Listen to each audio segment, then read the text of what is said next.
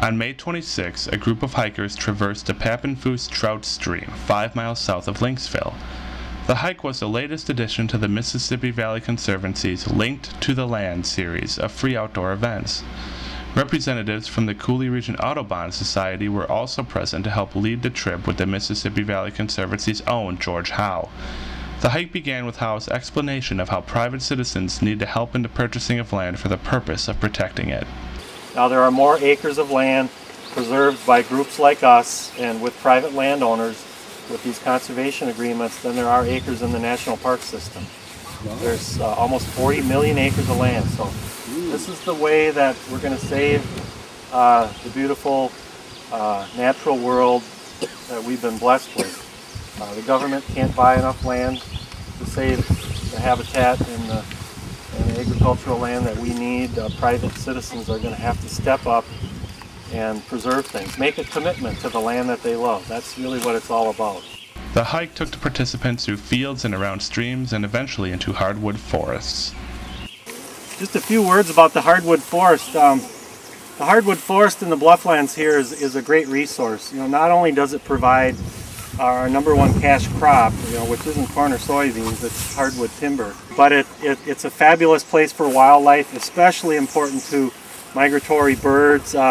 All the blufflands within 10, 15, 20 miles of the Mississippi River Valley are very important for migrating birds. They'll come back in these coulees as they migrate.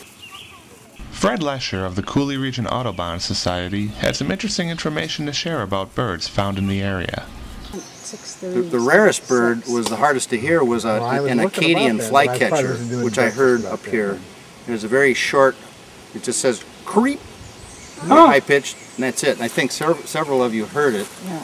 And that's the Acadian flycatcher. That's a rather uncommon or rare, more southern range bird that's probably moving north with global warming, but they have been here for several decades. I mean, in the upper Midwest, in southern Minnesota, northeastern Iowa, western Wisconsin. And then rose-breasted grosbeaks are good feeder birds. Some of you probably see those at your feeders. They have a kind of a strong whistle, and a husky call similar to the grosbeak is the scarlet tanager.